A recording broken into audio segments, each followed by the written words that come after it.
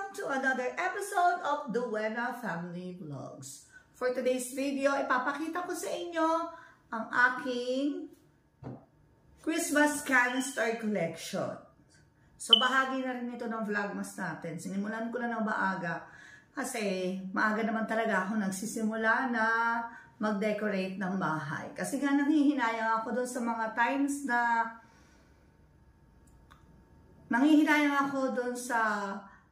hirap na mag-install or mag-decorate ng bahay tapos sandali mo lang siya ma-enjoy. At dahil favorite ko talaga ang Christmas season, mas favorite ko pa yan kaysa sa birthday ko.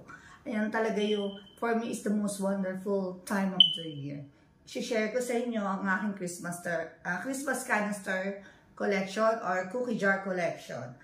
So, unahin muna natin.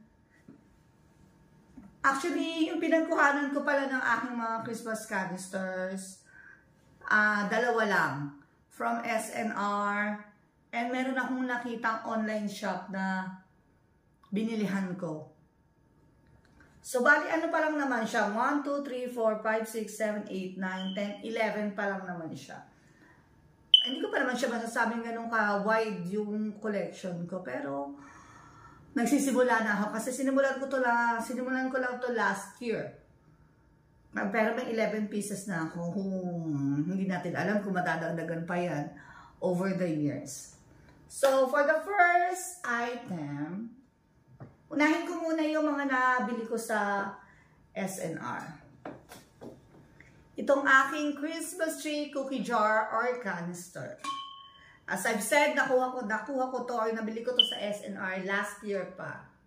Pag sa SNR nakuha or nabili, asahan nyo, may kasama tong cookies sa loob or butter cookies lagi ang kasama.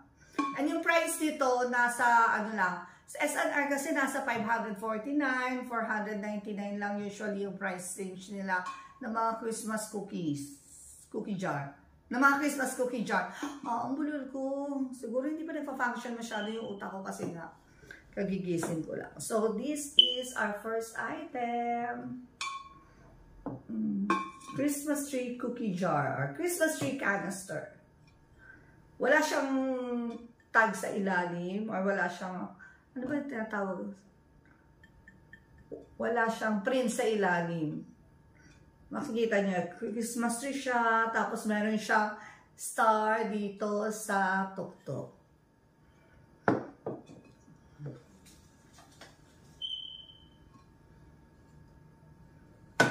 Ang next item naman natin, sandali ay itong Christmas gnome cookie jar. Nakuha ko rin to from SNR. And meron din siyang kasamang cookies nung nabili ko siya. 549. Hindi ko na kasi matandaan eh. Basta ang price range talaga sa SNR is 499 to 599. Ang ganda, diba? Ano na siya, red, white, and green lang ang color niya. This one.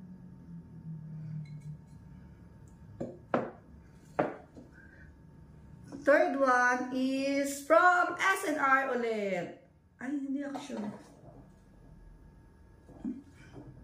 Oo. Ito from SNR ulit. Si ating Santa cookie jar or slush canister na may hawak ng Christmas tree.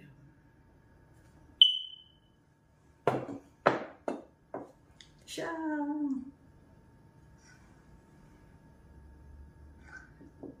Ang ating third one naman, and last item yata ito from SNR. Well, hindi ito from SNR. Ito naman yung ating, wag muna ito. Sa SNR kasi, ano ba pala tandaan ko pag galing sa SNR? Pag galing sa SNR yung item, meron siyang rubber stopper. Ito, nakikita niyo yung rubber stopper. Ito. Yan ang tinitingnan ko. Pag galing siya sa SNR, meron siyang rubber stopper. Ito yung sa rubber stopper ni Santa Claus. Then, ito rin yung rubber stopper ni nung Christmas canister natin. Kita nyo ba? And then, eto rin, may rubber stopper din yung ayaw ko. Ayan, may rubber stopper din itong Christmas chicken canister natin. So, next item naman natin, nakita ko to, or yung mga susunod na items natin, isang seller lang kinuhanan ko nito. Christmas, hindi ko na matandaan, Christmas collection, or online nakita ko lang siya sa FB, then taga-online selling siya, nakita ko siya. Kaya lang, ang rule niya, pag new miner ka, mine now, pay now. Pero pagka naka-mine ka at nag-pay ka na, pwede mong ipunin yung item sa kanya para maka-save ka sa shipping fee. Itong first item natin from that seller, ilalagay ko na lang yung link sa baba or ilalagay ko na lang kung yung name ng FB account, hindi ko matandaan kasi. Mamaya titignan ko sa FB ko. Itong ating Santa Claus canister. Ang ganda-ganda niya. Tapos may hawak siyang Christmas list. So alam niyo na if you've been naughty, nice. Tapos meron siyang cocoa drink, hot cocoa drink. Tapos naka-glasses si Santa Claus. Ano nga ba yung unang tinitingnan ko sa pag bumibili ako ng mga Santa Claus ko? Unang tinitingnan ko kung maamo yung mukha ni Santa Claus. Pag maamo yung mukha ni Santa Claus, parang naano na ako sa kanya, nai-inlove ako. Kailangan mabili ko siya. Instantly kailangan mabili ko siya. Yun ang tinitingnan ko. Yung amo ng mukha ni Santa Claus at kung gaano ka-intricate yung details ng mukha ni Santa Claus doon sa item na bibilihin ko. Wait lang. Mag-o-open lang ako ng electric fan at nasusunog na ako sa kainitan. And I'm back. Next item natin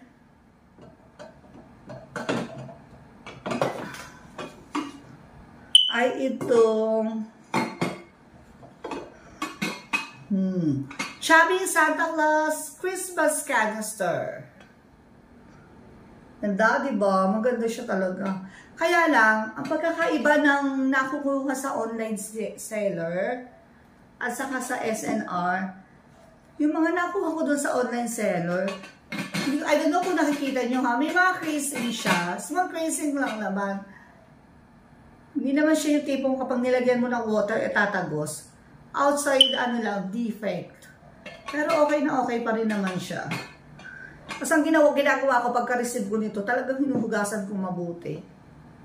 Although hindi ko naman siya talaga pinaglalagyan ng mga, hindi ko naman siya pinaglalagyan talaga ng mga food items. Siya nilalagyan ng cookies, hindi ko siya nilalagyan ng for display purposes lang talaga yung mga Christmas canister ko. And then, after dito, ipapakita ko sa inyo kung saan ko siya nilalagay. Aayusin na natin siya para mas ma-enjoy natin ang Christmas. Next naman ay itong, hindi ko alam kung anong tawag sa kanya, Christmas dwarf or Christmas elf canister. Ito naman yung pinakamaliit na nakuha ko. 350 pesos ko lang yata nakuha to. Doon naman sa online seller na pinagkuhanan ko, ang price range niya naman is nasa 500 to 800 pesos. Ito nakuha ko to ito yung malaki kasi ito yung pinakamalaking item na nakuha ko sa kanya. 850 pesos. Then ito naman kasi ito yung pinakamaliit, 350 pesos. Tapos yung iba ng 700, 600. Ito 350 pesos kasi nga maliit. Christmas elf na may dala na Christmas tree. Next item natin ay itong Santa head. Santa head cookie jar. Hindi ko na rin matandaan kung kailan ko ito kinuha. Basta last year. Pero may mga, ito, this year ko lang pala ito nakuha. Parang last July ko lang ito nabili. Ito, plus this one, yung Christmas elf. Saka, ayun. Ayan, to dalawang item. Tapos may kasama siyang bag. Santa Claus. Tapos, next item naman natin ay itong si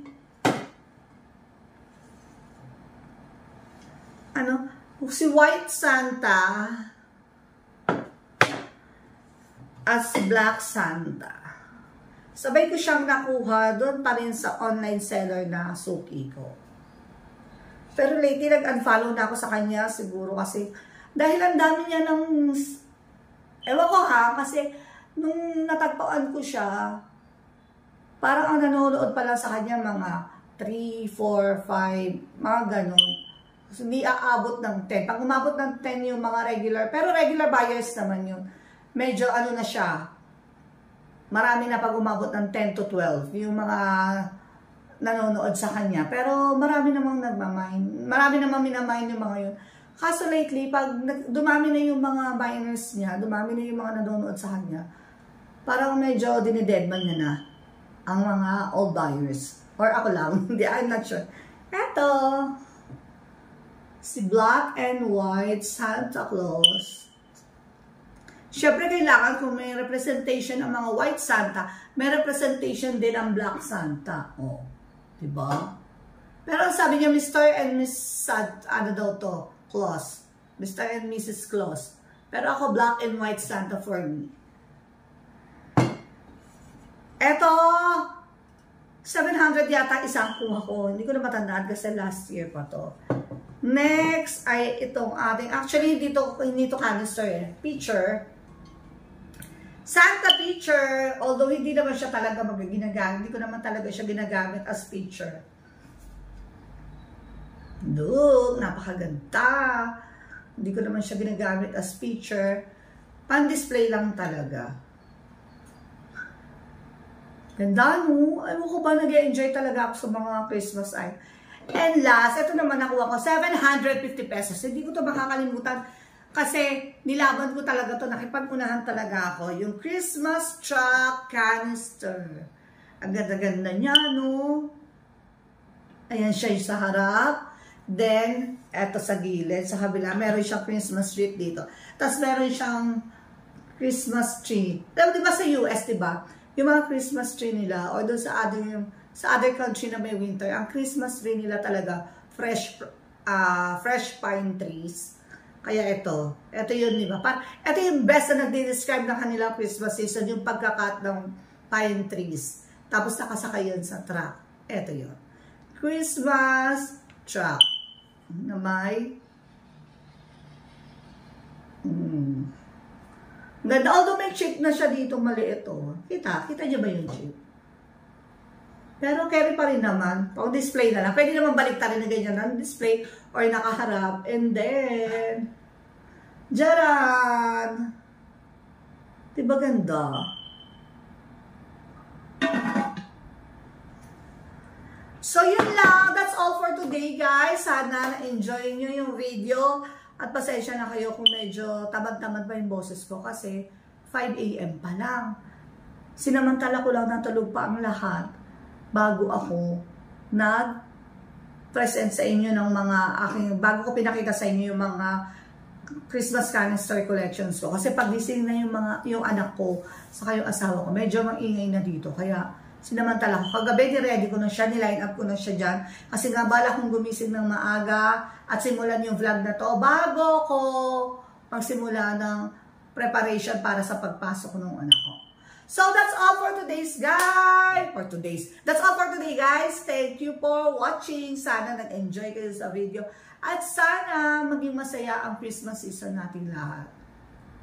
Let's be merry and let's all be merry and glad for this season. I love you very much, guys, and thank you for watching. Bye.